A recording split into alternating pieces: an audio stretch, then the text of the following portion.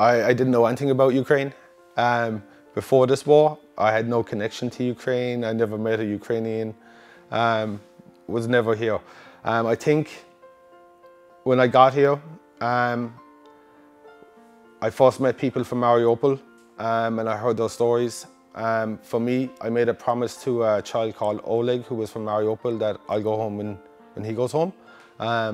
I will keep my promise. Ukraine really stole a piece of my heart. I absolutely love Ukraine as a country, the people, the culture and everything. And it's beautiful how united the people are in Ukraine. I've crossed checkpoints 100 times and we're always treated well. We're treated well wherever we go. And I want to help because now I'm aware of the problem and I can do a small portion to help. I will do that.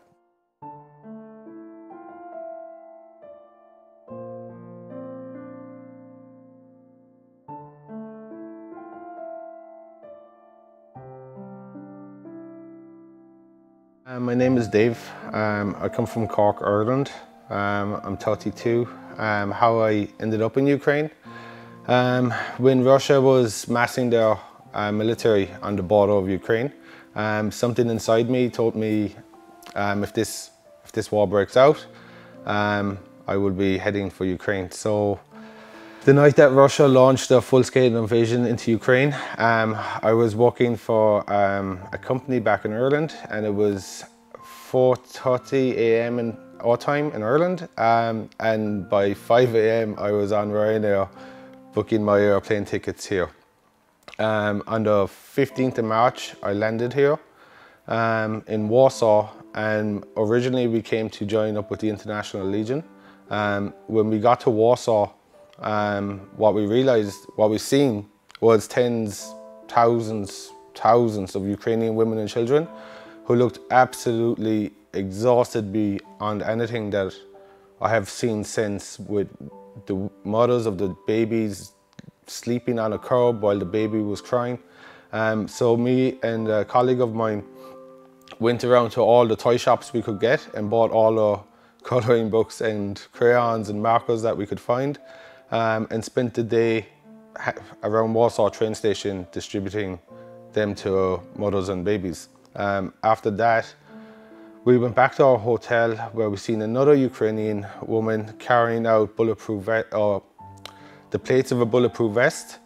So we jumped up and we carried them all for her, and we were telling her what we were doing, and she said we should come to Medyka, Poland, because that's where all the refugees were. So we jumped on a train, we headed to Przemysl. When we got to Przemysl train station, there was thousands of Ukrainians.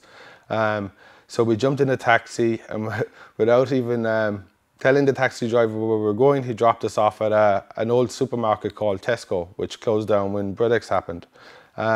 It was open 2 days when we arrived. When we went in to volunteer, they asked us could we build a kitchen because they had no way of distributing food. So me and some volunteers, we built the kitchen, and then we started making tea and coffee for thousands and thousands of Ukrainians. We served around anywhere from 4,000 to 12,000 Ukrainians on a 24-hour basis, which each one of them getting coffee and tea and food from World Central Kitchen. So we stayed there for the duration of the refugee shelter, which I think at the end of it served over 600,000 Ukrainians. One of the things that we seen while we were meeting all these Ukrainian refugees was the urgent need for humanitarian aid in Ukraine and the lack of anyone transporting it in. While we were in Przemysl, we had access to a lot of humanitarian aid. So me and Conrad, who is the founder of UAid-Direct, got a request for baby food. So we rented a rented car and drove all across to all the warehouses and filled up on baby food. And we drove that, Conrad and another colleague drove that into Ukraine the very next day. In that day, we started UAid-Direct out of a rented car. That was April 4th, 2022. From there, the needs for humanitarian aid were growing and growing on a rapid pace. So we started to expand. We started off with a Nissan X-Trail Jeep and a white Vauxhall van. And with these two vehicles, we distribute hundreds of tons of aid all across Ukraine. And since then, UAid-Direct has just been growing and growing with the amount of volunteers, the amount of vehicles, and the amount of aid. And it's been 2 years, and I'm still driving to frontline villages delivering aid. My name is Jenny. I'm 28 years old and I'm from Stockholm in Sweden. I have been in Ukraine twice last year for two different Swedish organizations, Operation Aid and Operation Change. It all started really with, I think for me it was the massacre in Bucha, which I think is one of the biggest news that hit the world the most when it comes to the civilians in Ukraine and what happened in the war. After that I started to get very involved in what was happening in Ukraine, followed a lot. And then in May 2023 I decided that I wanted to go and help on site as well and not just sit back and watch in Sweden, actually help and do something to help the civilians that are in need of that help, and especially then in the previously Russian occupied territories and in the roughest areas where the humanitarian aid usually don't reach. So that's why I started going down to Ukraine, and we helped with, like I said, focus on humanitarian aid, also hospitals, establishing points, villages, kids, disabled people, elderly, all of that. Also animals a bit, even if that's not the main focus for that organization. So I was there in May 2023, and when I got back home, I couldn't think of anything but Ukraine. I was thinking about Ukraine every day. Not just the experience of what I did, and that I felt that it was so important, the work that we are doing here, that we actually make a difference for the civilians down in Ukraine, but also because Ukraine really stole a piece of my heart. I absolutely love Ukraine as a country, the people, the culture and everything, and it's beautiful how united the people are in Ukraine. So I decided to go back one more time in September with an Operation Change in 2023. And during my stay there, I felt the whole time, I don't want to go home. I really don't want to go home. So then I decided to come back again after New Year's and spend the full year 2024 in Ukraine and help on site for as much as I can.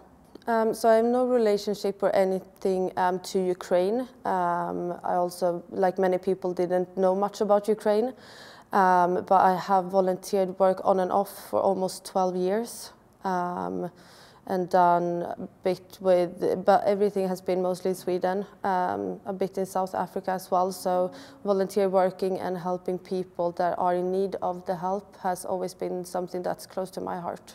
My name is Gerald Comeau. I'm from America, from near Boston, which is on the northeast coast.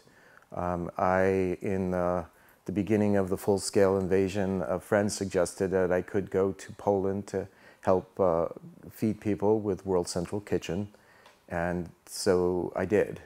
I'm a 4-time short-term volunteer. Unlike my colleagues, I come for a short time and do what I can, and then I go home. I went to Poland in April of 22 and worked in the Tesco, what we call Tesco. And then I came back again in June to work at the kitchen there, preparing the food, and also to help out at the train station a little bit, which was one of the points that we gave out food. And then I was looking again to find a way to help. And it took a little while, but I had met Dave at Tesco. So I came back in October of last year for most of October to help with UAid-Direct.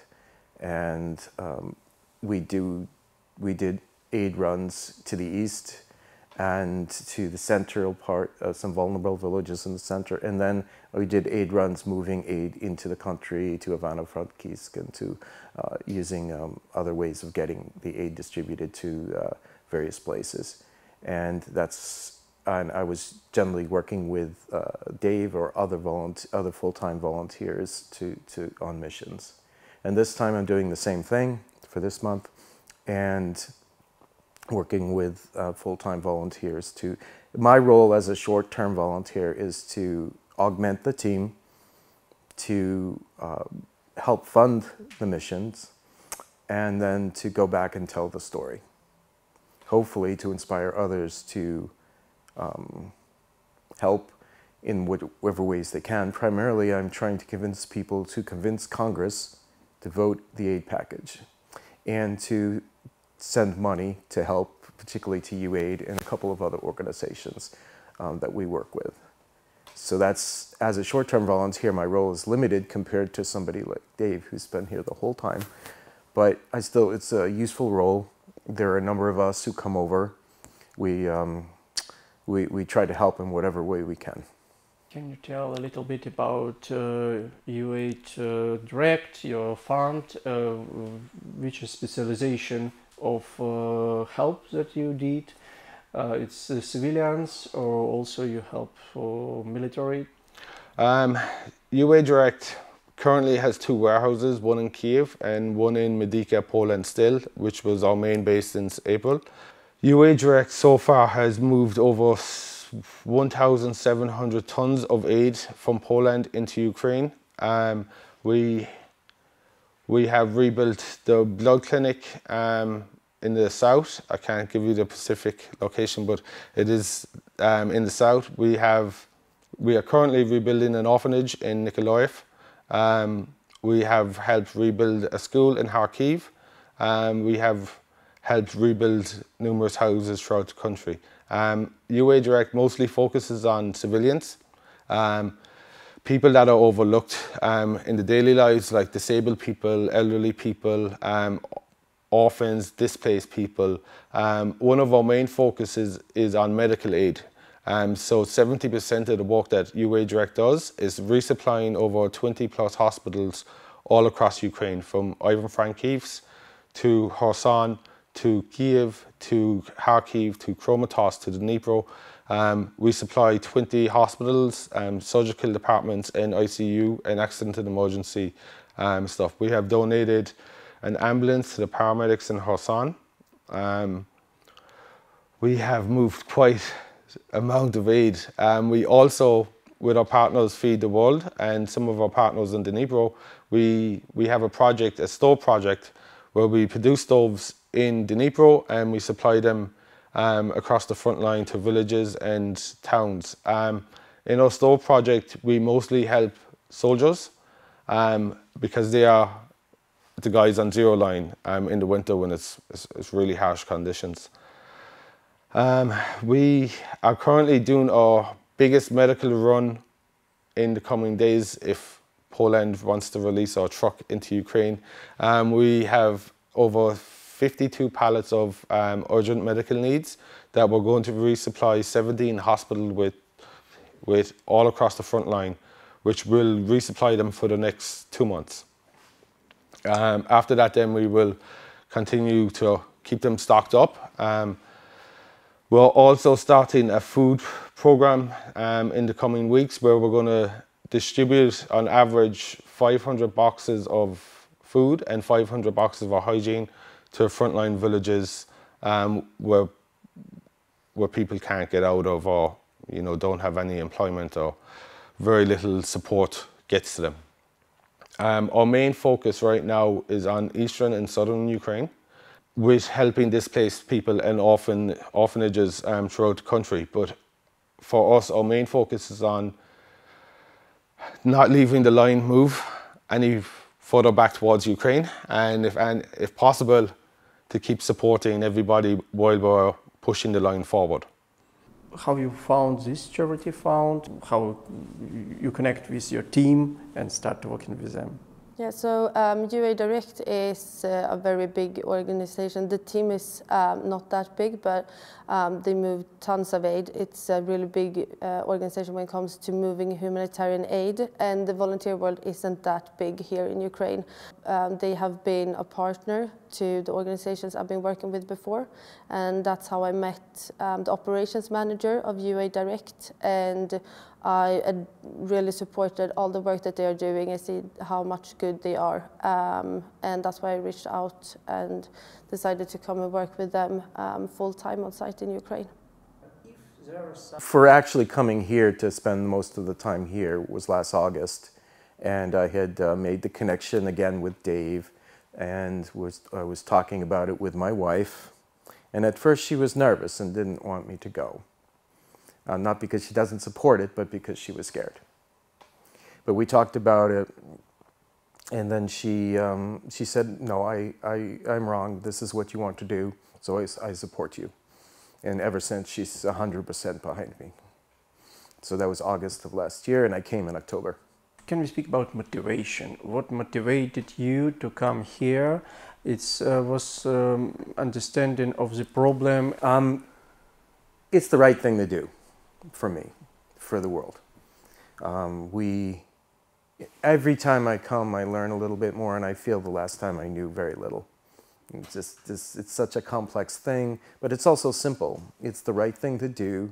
If we learn history, we learn the American commitments to Ukraine and that were made, the American assurance that we would help Ukraine if attacked, and then the humanitarian aspect of it is something that I can actually do. And it just seems, you know, like Dave said, you like the country more and more, and the people, the more you get to know it. I'm still new at this in terms of knowing things. I feel I only speak a few words, but people are very nice. They're supportive. I don't feel threatened. I've crossed checkpoints 100 times, and we're always treated well, and we're treated well wherever we go, and I want to help because now I'm aware of the problem, and I can do a small portion to help. I will do that. For me, I didn't know anything about Ukraine. Before this war, I had no connection to Ukraine. I never met a Ukrainian, was never here. I think when I got here, I first met people from Mariupol, and I heard those stories. For me, I made a promise to a child called Oleg, who was from Mariupol, that I'll go home when he goes home. I will keep my promise.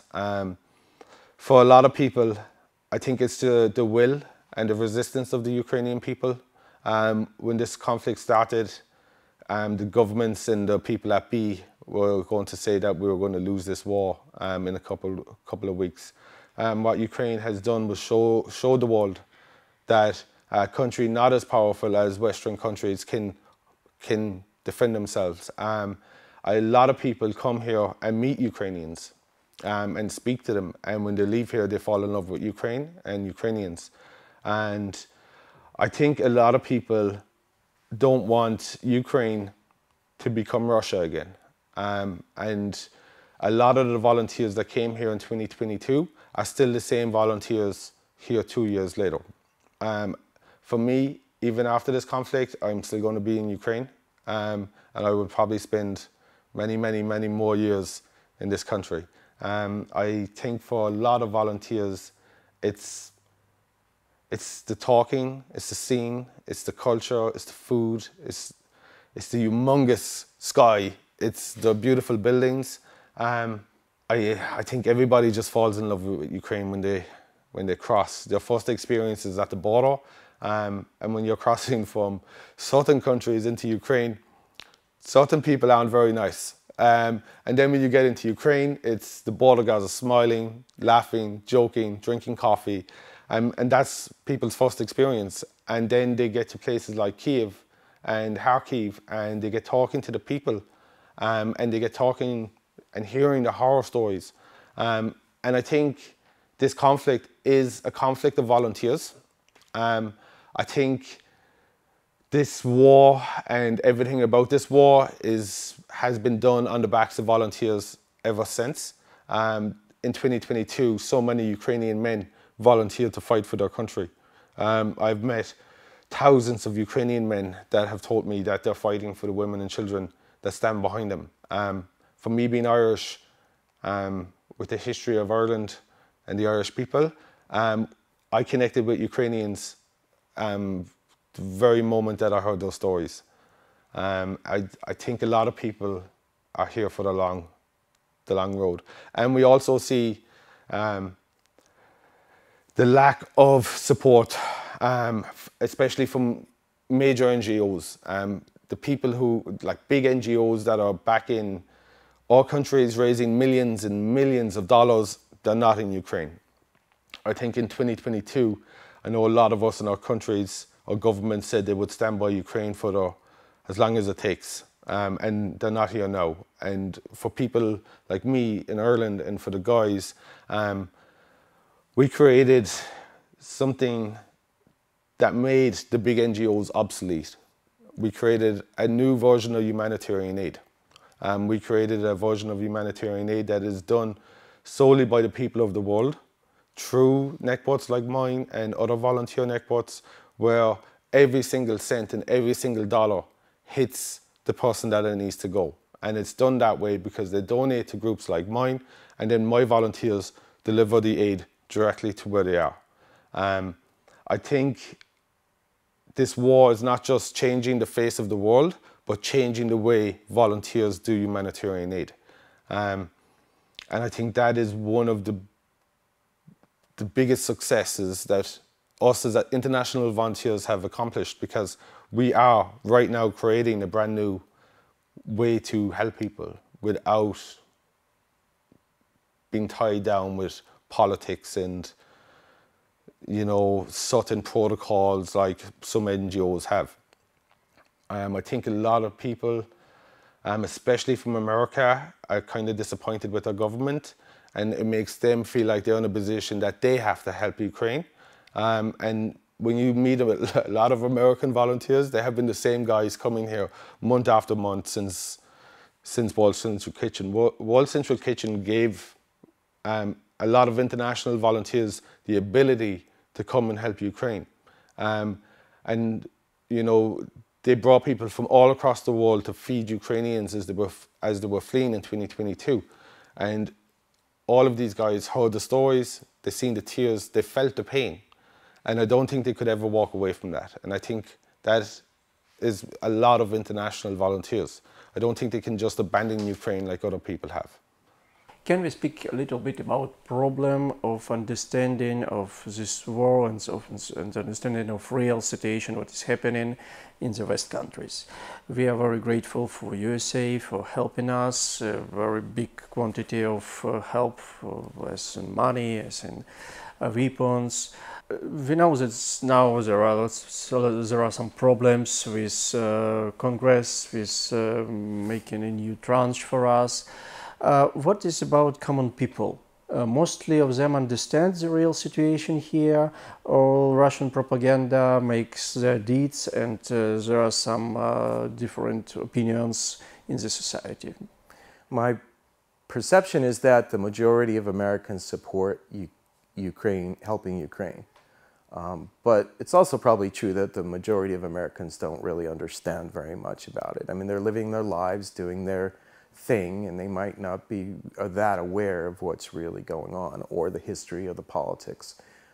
At the political level, it's very frustrating for me because it's like nothing I've ever seen before in our country. It's dysfunctional and to the extreme.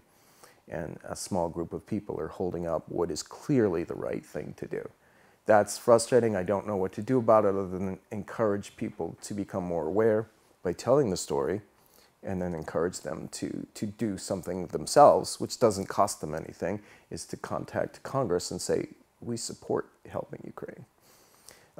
The typical person, though, I mean, I've inspired some people to help UAid or to help in other ways, but most people probably don't think about it very much. And And that's too bad, but that's also true. Most Americans are probably not that tuned to what's going on in the world outside of our country.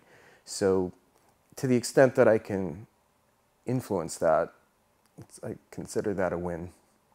West countries really have some economic problems because of sanctions, because of helping, and because of giving us a lot of money. But what about people? For your opinion, is there some changing to tiring side of the question and want to finish the war in any way? Yeah, I think sort of a natural thing is for people to get tired of stories, and especially ones they don't really understand, and that's certainly happening. And I was hoping that there would be enough momentum to keep to pass the next aid package, and I'm still hoping that that's going to happen. I think it can, but as far as tiring, I'm trying to figure out a way to formulate the message, because we had our own, let's say, war of survival, the War of Independence, 250 years ago, well, more than that now.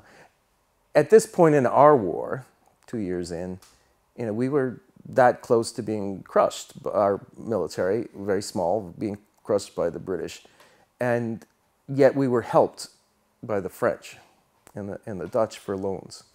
So, it took another many years, 7 more years to succeed. And that's what it takes.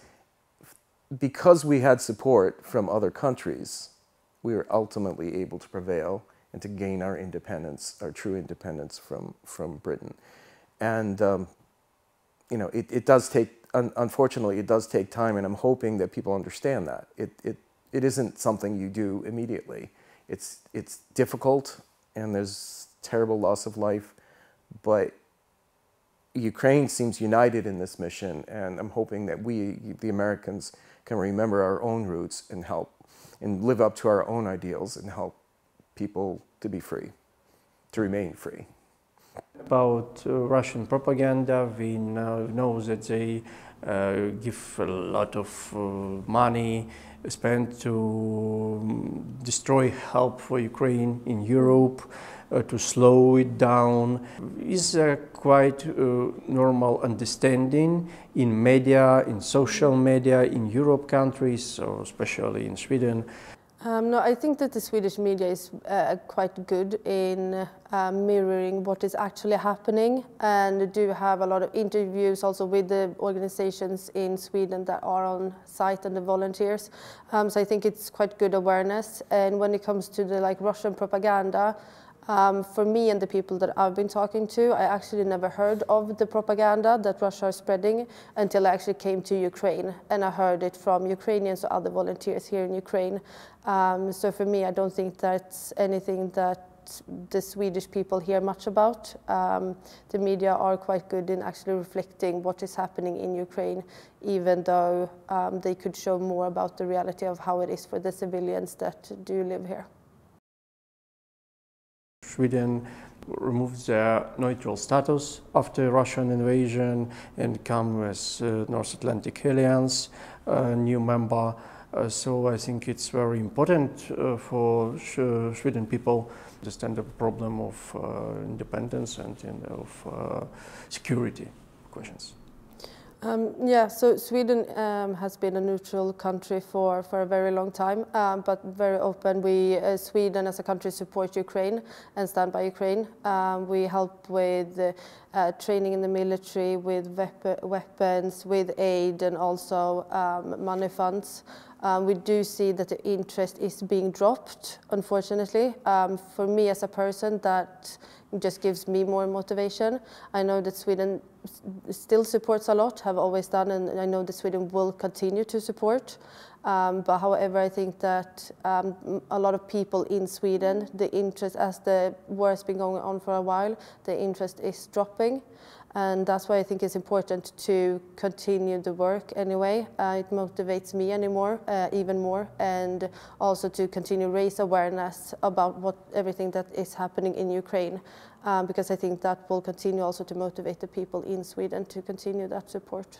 is understanding the problem of security in Sweden now was after the invasion in Ukraine, or this was a question actual for some years before? I mean, NATO has always been a question, absolutely. Same with if we're going to be in EU or go out of EU. However, the Swedish people had never really been pro to join NATO before the war.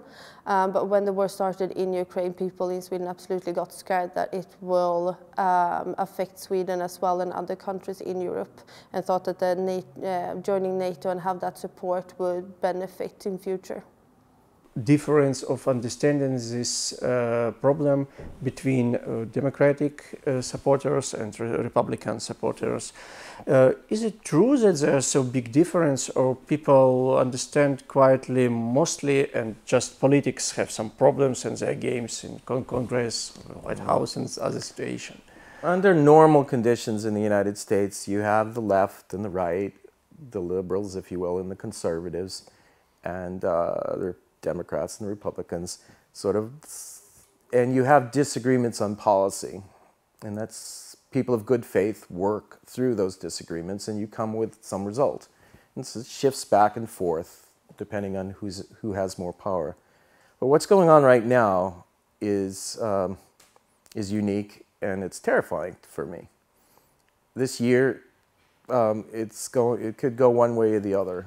But it won't end, but it could, because there's a lot of forces on what I consider the other side, and you might be able to guess which side I'm on. And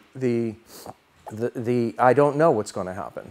It's definitely unique in our history, with what's going on with Donald Trump, and the support for that is scary. It's not that we shouldn't have two sides and we shouldn't debate. It's that it's almost, it's not a good thing. But I hope that we can convince enough people in the middle to support the election of Democrats so that we can solve the problems in good faith.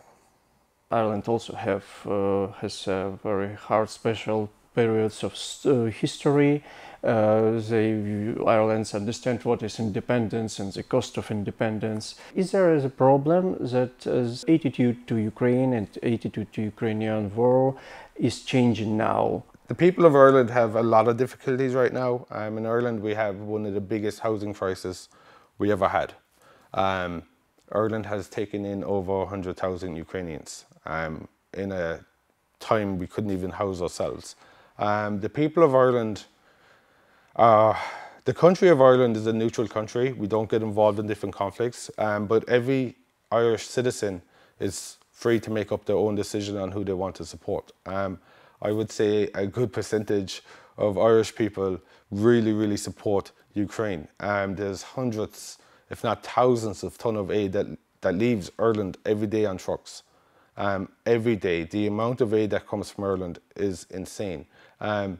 Irish families across the country gave up their spare bedrooms to house Ukrainian women and children when they came in. The hotels in Ireland closed to the public and gave their rooms free to Ukrainians. We also were one of the biggest countries in Europe to help them financially as they came to Ireland. I think the minimum any Ukrainian family got when they came to Ireland was €300 a week. If you had kids, you got more money. And now we are actually currently talking about the Ukrainians that we have in the country. After this war, they don't actually need to leave Ireland. They can stay. We also gave Ukrainians the right to vote in Ireland, as they're currently in Ireland, to make them feel like they're completely a part of society. We also put on numerous English-Ukrainian classes for Ukrainians. We have turned a lot of churches into Ukrainian churches for Ukrainians. And we also give Ukrainians the ability to fly back to Ukraine without losing any of their benefits in Ireland, which most countries don't do. I think if you ask anyone in Ireland, they stand by Ukraine. And I think we'll be standing by Ukraine for as long as it takes. What about helping from Ukrainian government for volunteers? We speak with a lot of volunteers also from Europe countries. We know that there are some problems, a lot of bureaucracy, a lot of problems, some documents, problems with documents. When volunteers that come from some West country have a lot of founding money, founding funds, buying something, going here, and then he see a lot of problems with registration, documents, etc., etc., etc. Is there this problem, or government understands this and help for foreign volunteers to come here and make this help more easy? I think it's both. In some ways, I feel like it's very difficult with getting aid across the border, for example. The rules are getting more and more strict over time. Also, the volunteer visa that we need to have in order to stay longer than 90 days, which we do want to. So in some ways it is difficult, but I also feel like the government are helping in other ways as well, and understand that paperwork is a part of it, but of course, yeah, it makes it difficult from time to time. Yeah, well, I think that the volunteer visa, for example, is one of the biggest things that can be looked at, because for us, we want to stay and help on site as long as possible, and for us to go out of the country and all the documents that we need to have to get the visas are, it's a long process and difficult process. If that's something that can be relaxed for the volunteers or something, of course that would help, and also to speak to the organizations that actually also take the aid across the border and listen where the actual issues are, to make it go smoother in future. Of course, we need to comply with the requirements, but also how can we work together to make the requirements more easy for everyone to work with. About your vision of what we need to do in Ukraine now to save the society we have now, to save the societies that want to be independent, want to be democratic. You know, all the solution to all problems internally first starts with being able to end this war by winning it. And I think that comes from the incredible bravery of the Ukrainian people and the Ukrainian soldiers, but they need help with weapons. And if they can get the weapons, I'm sure they can prevail in the end. So I'm hoping that happens. And you need defensive weapons. You need more to shoot down the missiles that are destroying things. And assuming that can happen, then internally, it seems, you know, you've been making great progress on reducing corruption, on building a strong democratic society. Sometimes it makes our lives a little difficult because we have paperwork we have to do to make sure that our aid goes to the right recipients, but it's the right thing to do. And clearly, you can see it here. People are working, they're working hard. They're living their lives and working hard and trying to make this a better place. And one of the things that most impresses me is even in the midst of all this, even in areas that are closer to the front, people keep things clean, they plant flowers, there's things in bloom, they paint things.